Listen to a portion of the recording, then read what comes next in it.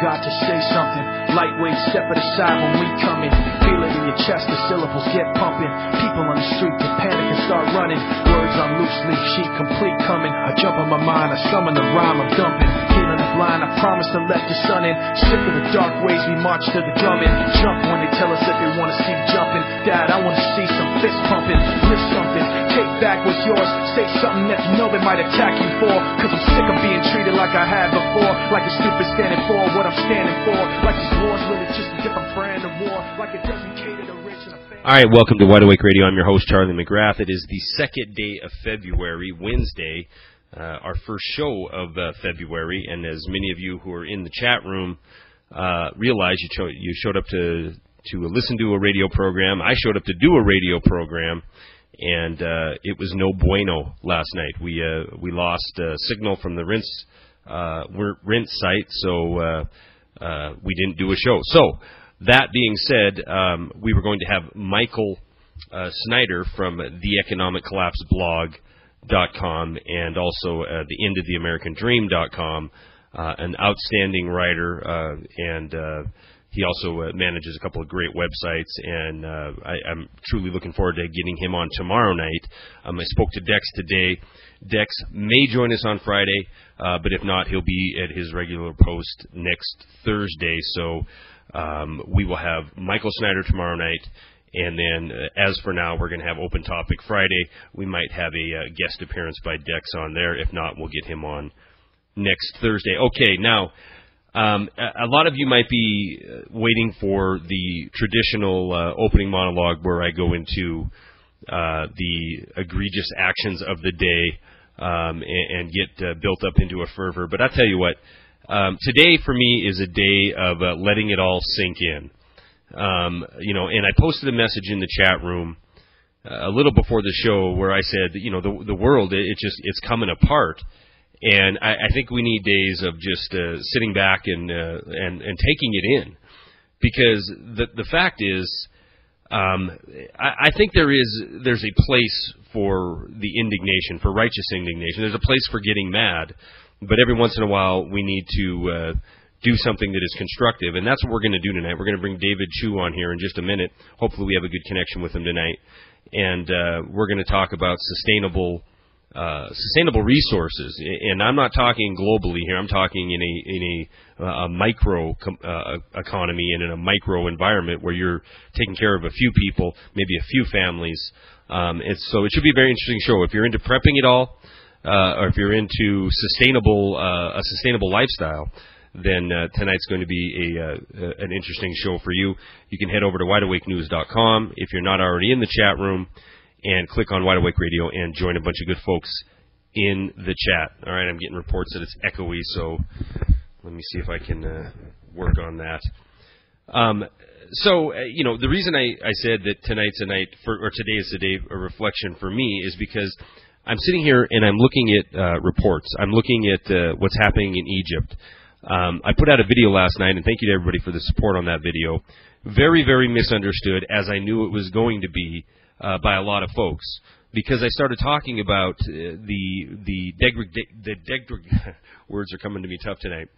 The absolute degradation of our system of government here in this country, and how the same people who brought us the collapse in 2008, the Depression 2.0, are sitting there like vultures waiting for the sucking sound, which is the vacuum of power that is sure to come out of this Egyptian uprising.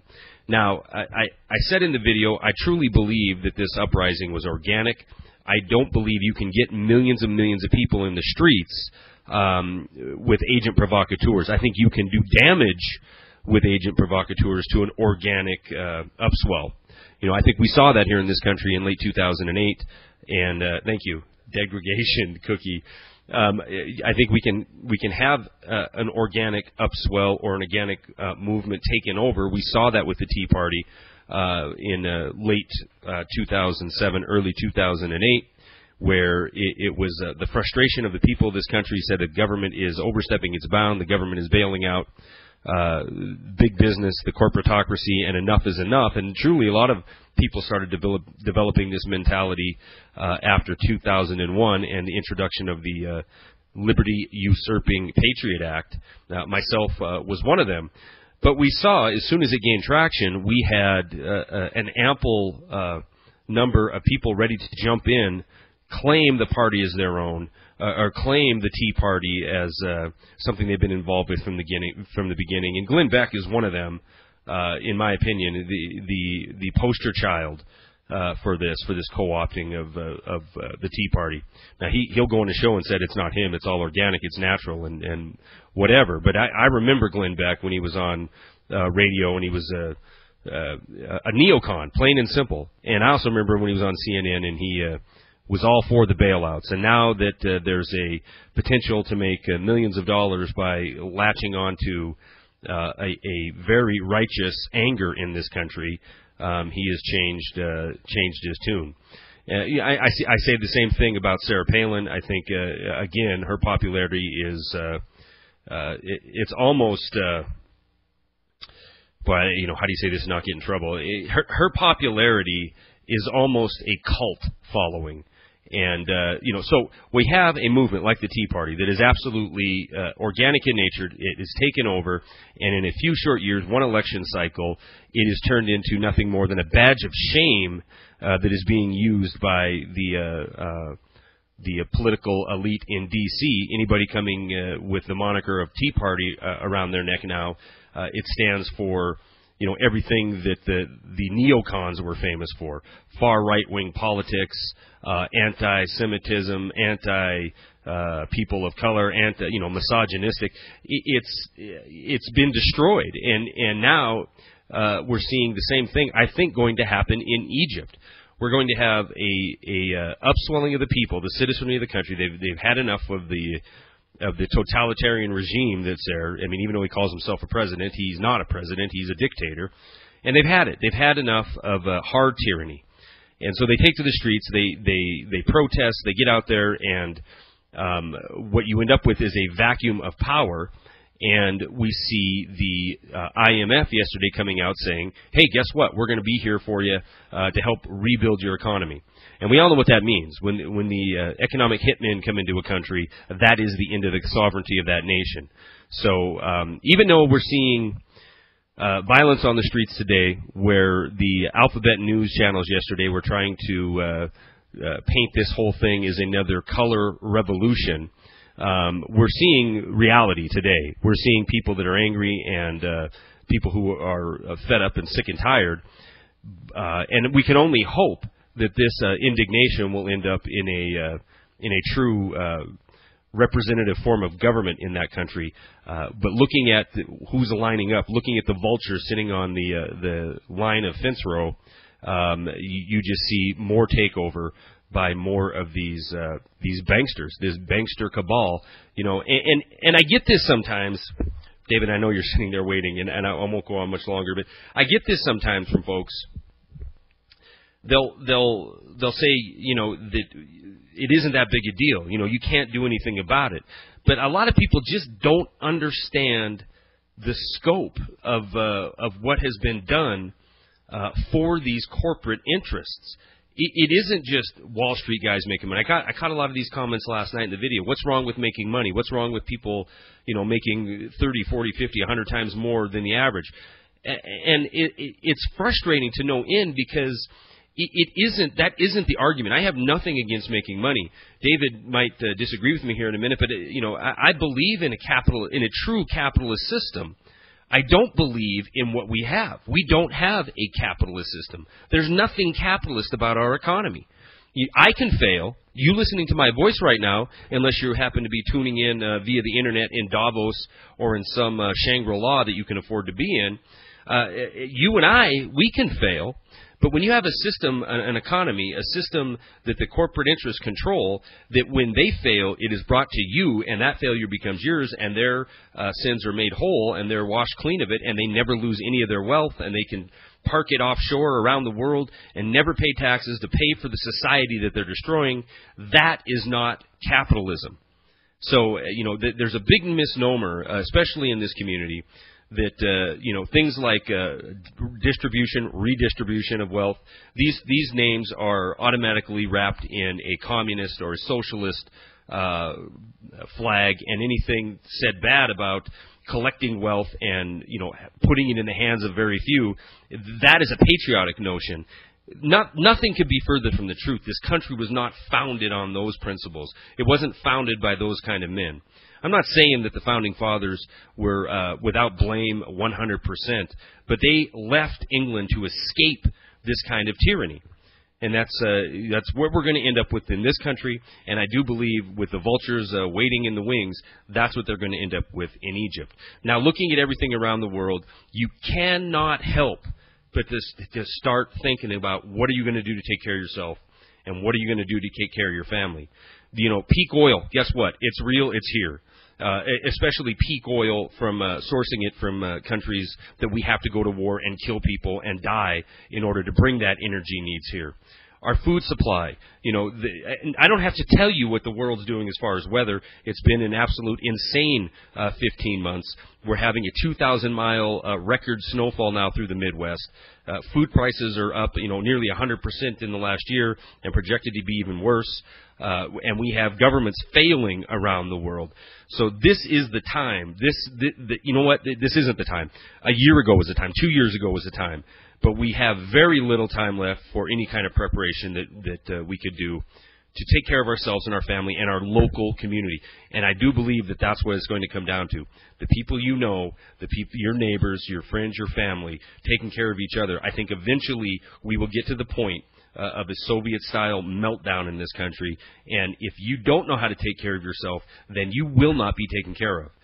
There's going to be no shiny politician in a slick suit coming and saying, hey, guess what, I'm here to provide food and shelter and warmth and heat from you. So that's why we've been doing more of these preparation-type shows, and that's why I'm very glad to finally segue into tonight's guest, David Chu. David, are you there? Yes, I am. Hi, Charlie. I thank you very much for joining me, and I hope you can hear me clearly. I can hear you. Well, thank you for joining me. You heard me lead into this. Why don't you give me a real quick background of what you're doing now, what you've seen, and what you think of current events in the world? Well, I want to kind of dovetail what you're saying about Egypt and Tunisia. Most, I think, people in the Western world don't realize that the bulk of the income of the third world or developing world nations, the people that live there, go towards their food. For example, Tunisia, the average percentage of household consumption that is taken up by food is around 36%. Okay, that means that a family in Tunisia spends 36% of their income just towards food. Okay, in Egypt, for example, I think the figure is more like 48%. And what you're seeing on CNN and Al Jazeera is one of the causes of this revolt, besides the dictatorships that are in those nations, is due to massive inflation in food prices. Okay, and so what we're trying to do is basically educate people and bring technologies to communities on how to take back the power from these international multinational corporations that now produce our food. For example, Monsanto. I call Monsanto the corporation from hell because, this company is responsible for things like DDT, dioxin, Agent Orange, somewhat responsible for aspartame in the diet drinks, and now they're providing us with these seeds, these Terminator seeds that literally self-destruct after they've done their job, and they're causing tremendous health problems. So what we're talking about here is how do we go about to reclaim not only food production at the local level, but also energy production at the local level. And the solution that I think that is totally doable anywhere throughout the United States or anywhere in the third world country is what's called small-scale alcohol production, or ethanol. Because once you have the ability to produce ethanol, and you can produce ethanol from all sorts of feedstocks, from corn, which is typically used in the United States, to all sorts of. In Germany, for example, back in World War I, World War II, they used potatoes. In New Zealand, in Australia, they use sugar beets. So wherever people want to be self-sufficient in terms of energy and food, they can grow the type of crops for making alcohol where they are. And once they can produce alcohol in their local communities, guess what? Now you can use that alcohol not only for powering your gasoline cars, but you can actually use alcohol to run your diesel engines as well. So all the buses and tractors could run on alcohol as well. And alcohol is like 99% more cleaner when you burn it than gasoline or diesel for that matter. And that's only just one aspect of it, because once, again, you have local alcohol production, you can then have alcohol stoves. You can run, you can cook with alcohol.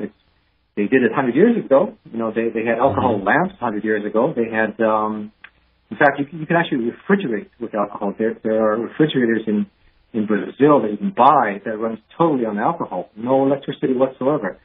So alcohol is kind of like the holy grail of energy and food self-sufficiency at the local level. And we're talking about doing this on a small scale, not just, millions of gallons per year of production using monoculture, meaning using one crop and one crop only, like it is currently being done in the United States with corn, or in Brazil with sugarcane, as an example. Right, and and I want to continue on that line, but David, would you agree that the setup, our supply chain on food, it is like everything in our economy. It is set up to be globalized and to think, multinational corporation think, which is, we'll use one part of the world to produce the widgets, and we'll use the other part of the world to turn them into consumer slaves, and we'll ship it around the world in the absolute most inefficient way possible. And in doing that, you enslave a nation, because if you take from them the ability to produce what they need to sustain their community, then you have in effect made them reliant. I mean, almost like a crack addict. You need them to rely on you for your energy needs, for your food needs. And if you're Monsanto and you're creating seeds that self-destruct, you can only use them once. And then you go out and you send out Blackwater type teams to go to farms that are still trying to use heirloom seeds and shut them down. And you have all the lobbyists in the world and all the money to pay the lobbyists in the world to harass 535 members of Congress and buy them off. Then you've in effect created this massive monopoly that you rely solely on corporate interests in order to do everything from when you get up and brush your teeth in the morning until you lay down on your pillow at night. Because, there's not a community that I can think of outside of some Native American communities that are trying to live in the way of their ancestors that are sustainable. I totally agree with you.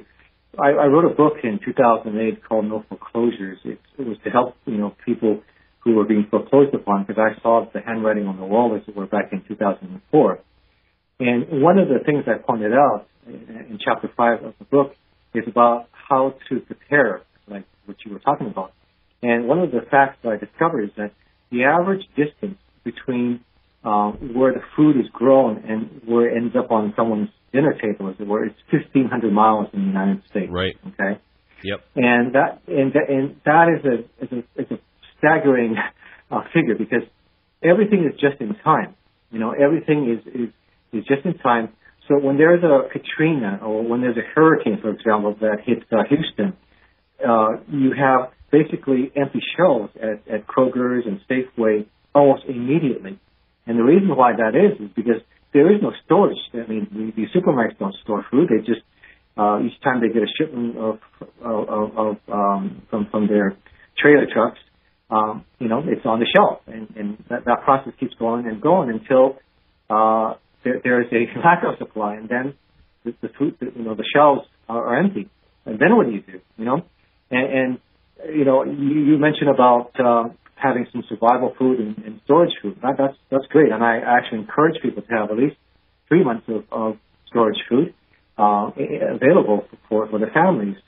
But what do you do when you run out of your survival food, even if you have a year of survival food, and we're going through Great Depression too, and, the situation is getting a bit worse?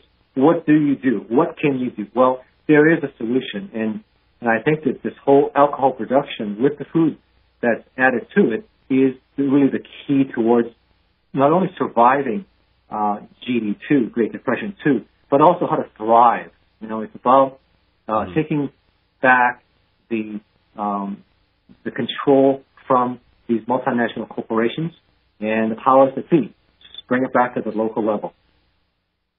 No, I agree with you, and the inevitably these players are going to step away when every dime has been squeezed out of the citizenry, and it's no longer profitable to have this 1,500-mile supply chain or to source product from around the world, that you could grow locally or you could produce locally.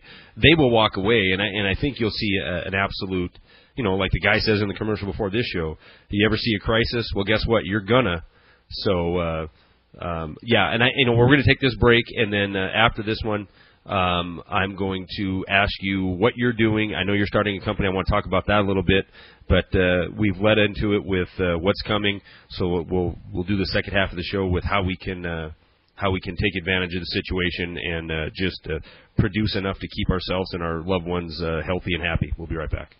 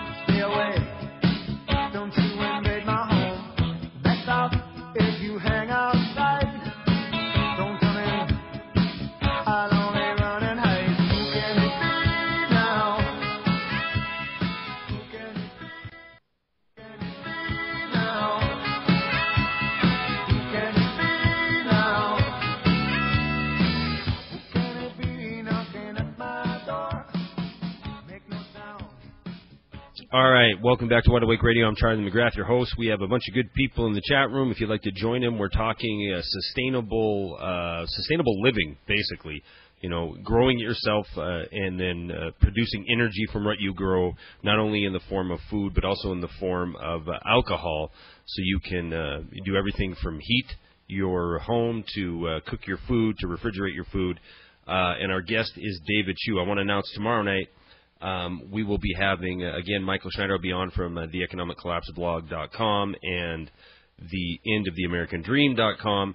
Right before the break ended there, you heard me doing an ad for Austin Rare Coin. His Gabe's new Austin report will be up on the website later tonight, and he will be the guest next Tuesday. So Monday will be Warren. Tuesday will be Gabe from Austin Rare Coin. David, you sent me an email that showed me some products that were able to run from alcohol, and this is alcohol that can be produced from your local sustainable garden. And you're starting a business. You recently relocated to Oregon, and you're going to start a business now. Are you going to be selling these devices that run on alcohol, or are you getting the information out there? What is your goal with your business?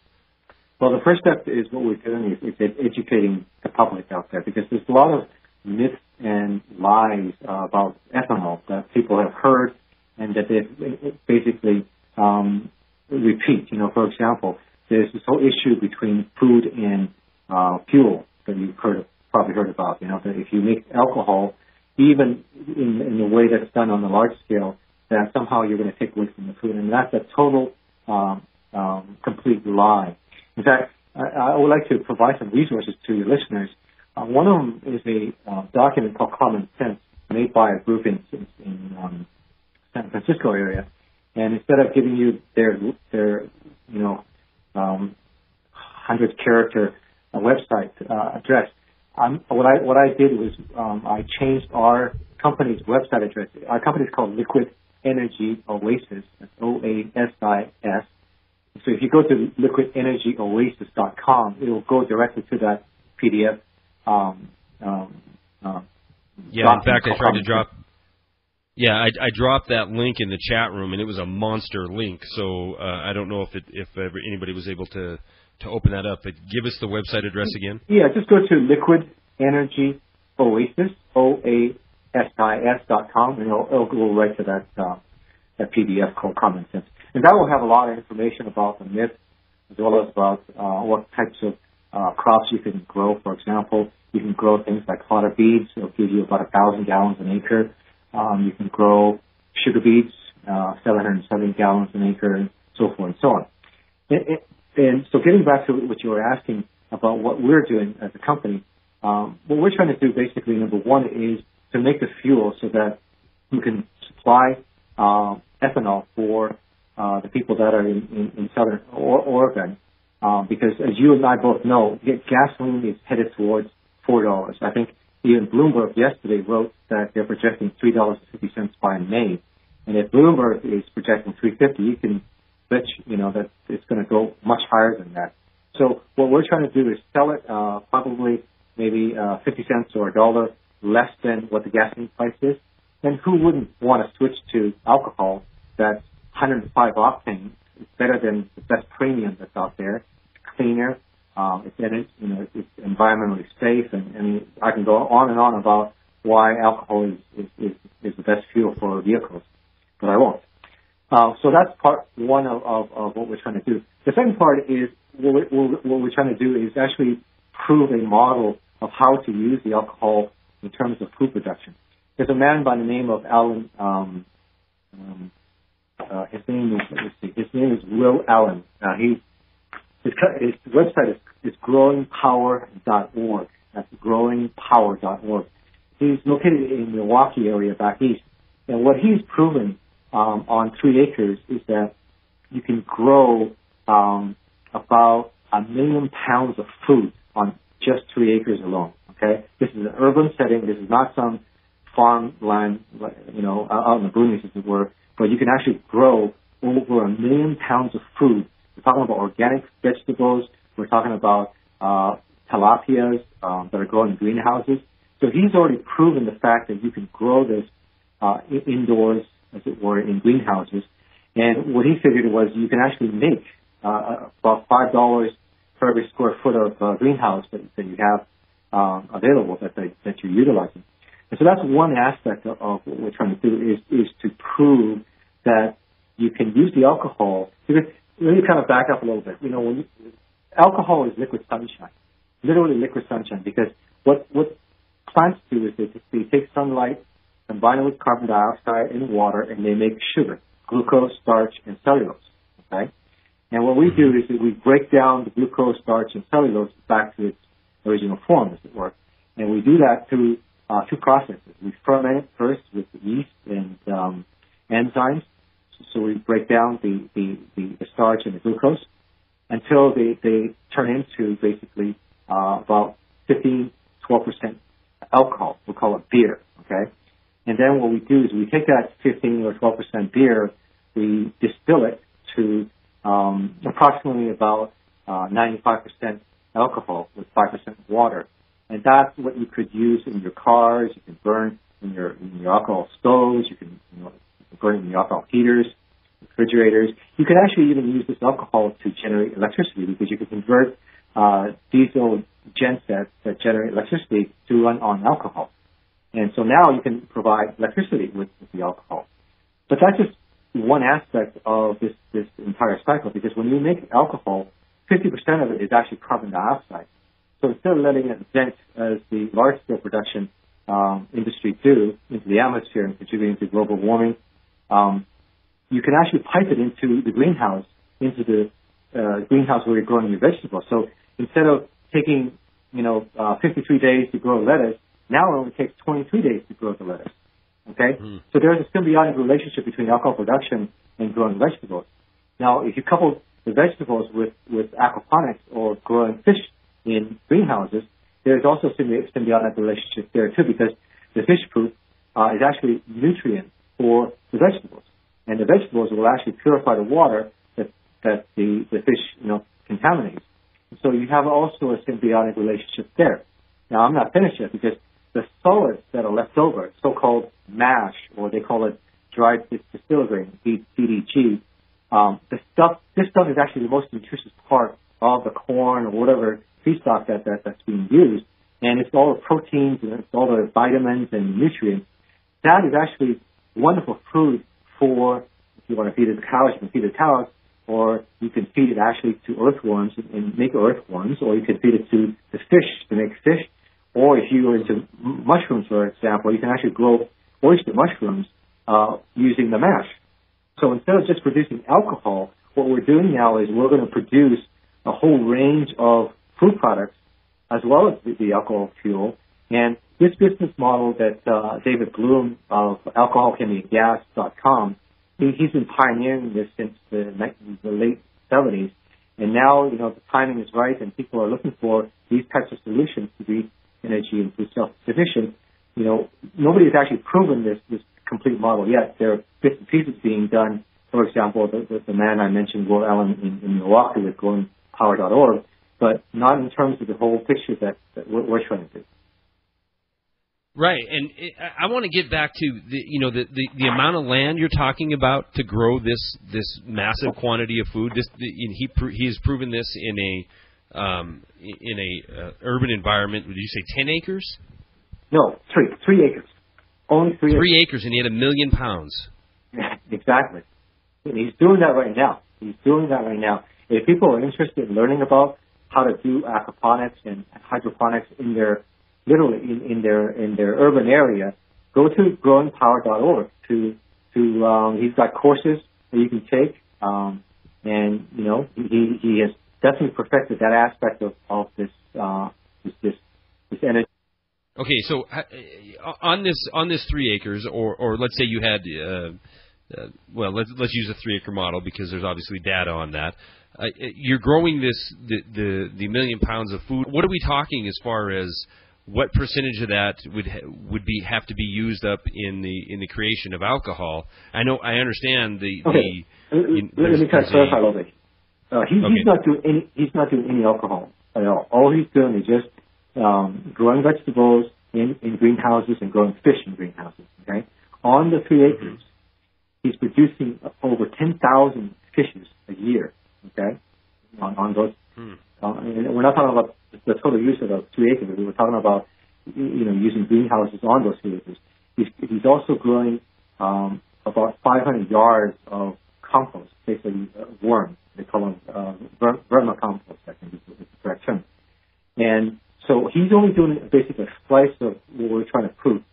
If you were to do what this model that I showed you in that email that I sent you, on 10 acres, okay, if we look at just the 10 acres, you can produce about 9,000 to 10,000 gallons of alcohol, okay? Depending, again, on what kind of feedstock you use.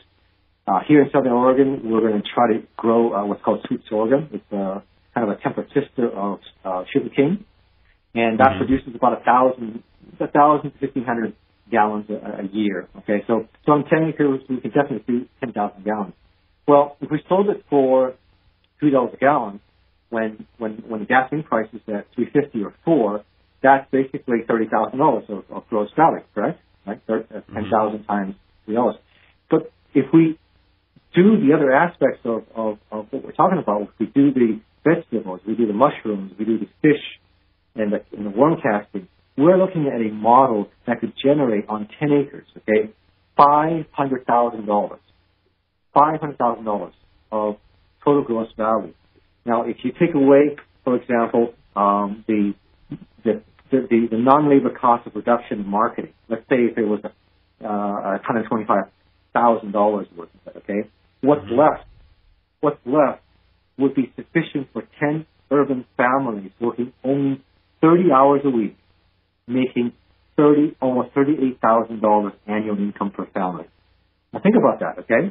On 10 acres, a bunch of families got together, they pooled their resources together, so they would buy one of these kits from, for example, Michael Fuller in the Santa Cruz area in California.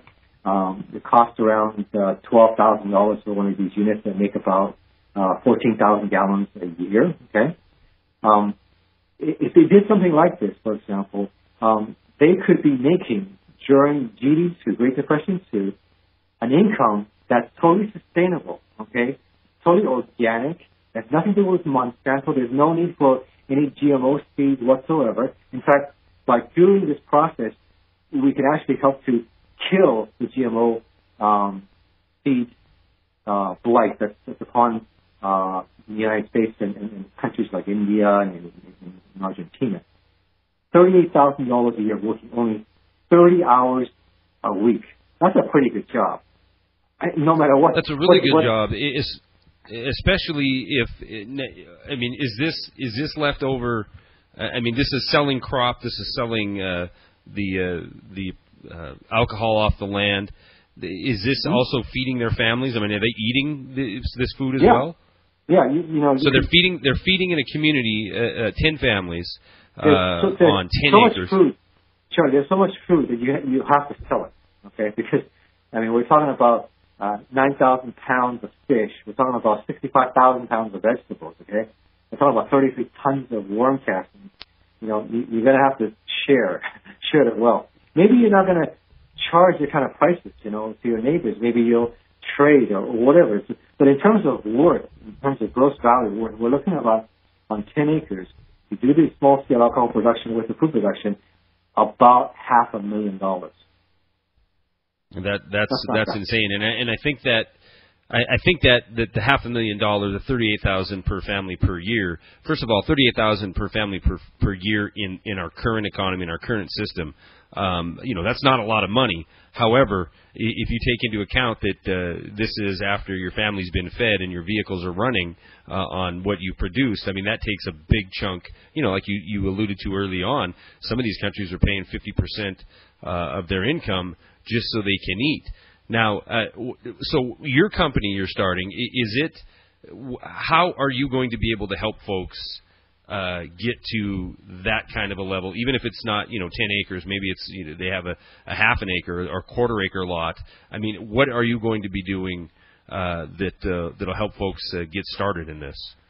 What we're going to do is perfect this model. Like I said before, this model is something that has been proposed by the pioneer of the small and medium scale alcohol production, David Bloom. And it has not been proven yet, okay? But from just the growing the vegetables and growing the fish alone with Mr. Allen and growing Powell.org, they have basically proven that you can grow food in a very small area and yield that kind of those kind of numbers.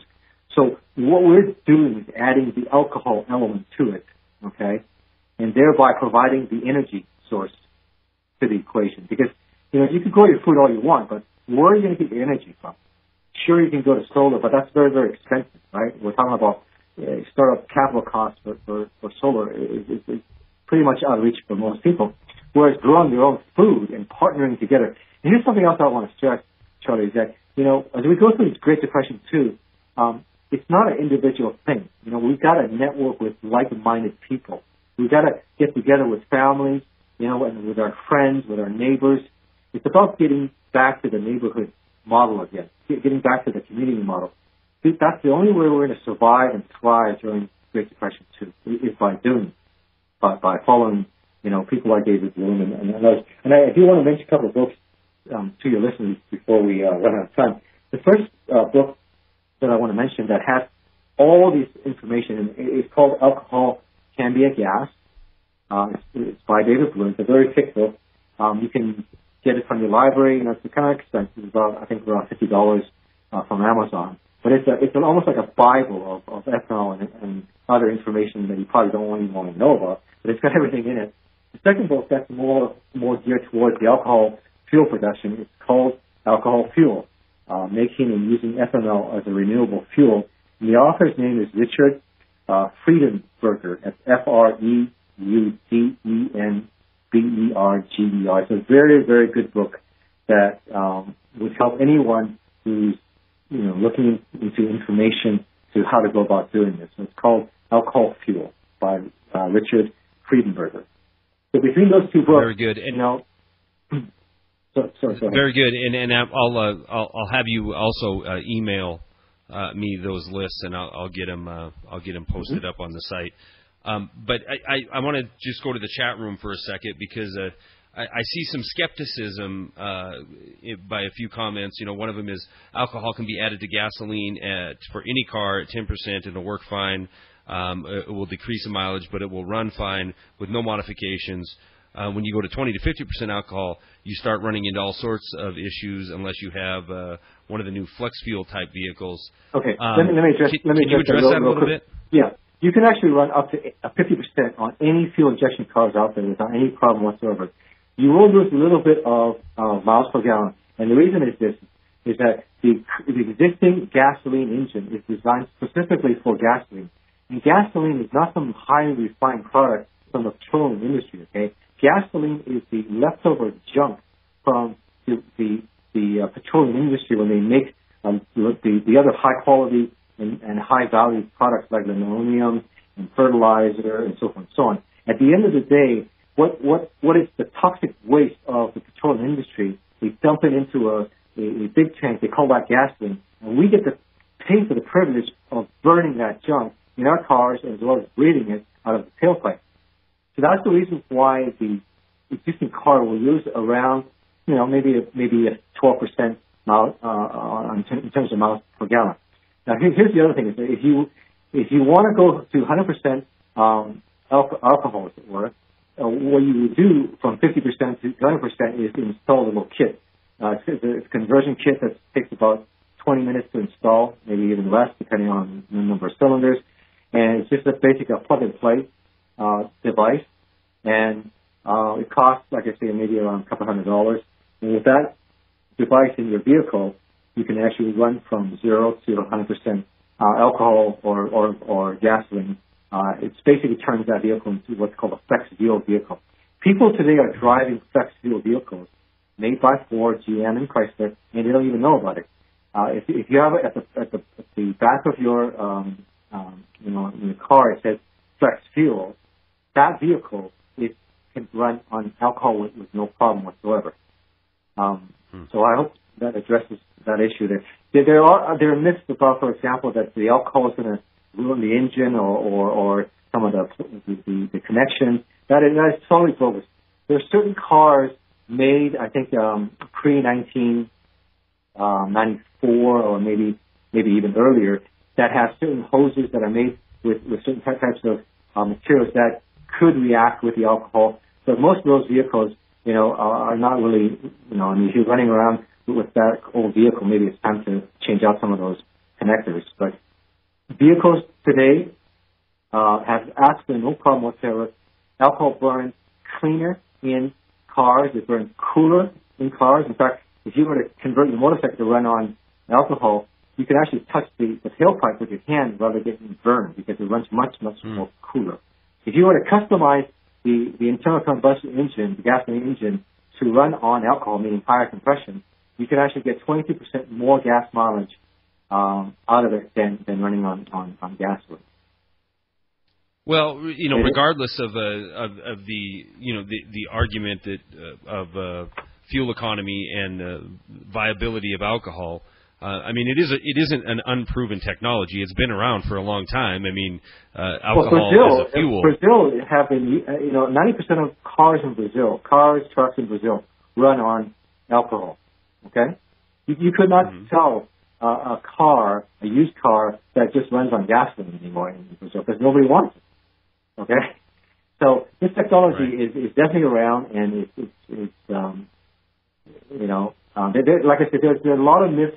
I would suggest to the people in the chat room that are doubting some of the things I'm saying to check out that document, Common Sense. They can go to liquidenergyoasis.com. I'll direct them to that PDF to address some of those issues because you have to understand the alcohol and gasoline has been fighting a war 100 years ago. Okay, Prohibition was implemented with the help of Rockefeller, who sponsored the Women Christian movement with $4 million so that they could petition Congress to pass prohibition, not to ban the drinking of alcohol, but to ban the production of alcohol. The Model T, Henry Ford's Model T was a dual fuel vehicle. In the cities where Rockefeller had a gasoline station, you ran on gasoline because it was cheaper there. But when you got out to the farms in the rural area, guess what? You fueled up at the local farm. They made alcohol back then. When Prohibition passed in 1918, it killed the entire alcohol business on the farm. And when it was lifted in 1933, I think it was, by FDR, guess what? There were no more competition to gasoline anymore. So this battle and this propaganda war that's being waged in the media today has been going on for over 100 years. Yeah, and it certainly is one example, an early example of corporate interests steering legislation in order to make viable technology obsolete because it wasn't a moneymaker. I mean, it's the exact same reason why Monsanto has GMO seeds out there that self-destruct after one use because you have to come back again. It takes us all the way back to the beginning of the show. You have to partake in the supply chain that is 1,500 miles to put a can of soup on your grocery store shelf. And you have to partake in the energy consumption of a gallon of gasoline that started out in a desert somewhere that a U.S. soldier or some national in that country died in order to protect this supply chain. So the idea that new technology, in this day and age, and that's a cliche, but in this day and age, I can't believe we're still running on, 120-year-old technology in the internal combustion engine, and the only thing that's advanced is maybe some of the fuel efficiencies. But no, I agree that this is the time we have to do this because we can look around the world and see what's coming our way. We see unsustainable food production. We see unsustainable energy needs. And I know a lot of people think that the peak oil argument is it's a phony argument that there's no such thing as peak oil. But look at what we're doing now to get our energy needs. We're killing people and we're dying in order to protect the energy supply chain. Don't kid yourself. That is why we have troops in Afghanistan and Iraq. It isn't have anything to do with chasing bearded, turban-wearing men around caves. It has everything to do with protecting the profits of certain corporations, the same type of corporations that have stifled technology for a century now. David Chow, I greatly appreciate your appearance, your knowledge. I got to get you back on because we just scratched the surface on this. I wish you luck, and I want to help you in any way I can with your endeavor. I appreciate you coming on. Tomorrow night we're going to have Michael Snyder. Friday night will be Open Topic. Monday, Warren. All right, guys, have a good night, and stay tuned because Jeff Rintz is coming up next. Same time tomorrow. Have a good night. Meanwhile, the leader just talks away, stuttering and mumbling for nightly news that were played. The rest of the world watching at the end of the day, both scared and angry, like, what did he say?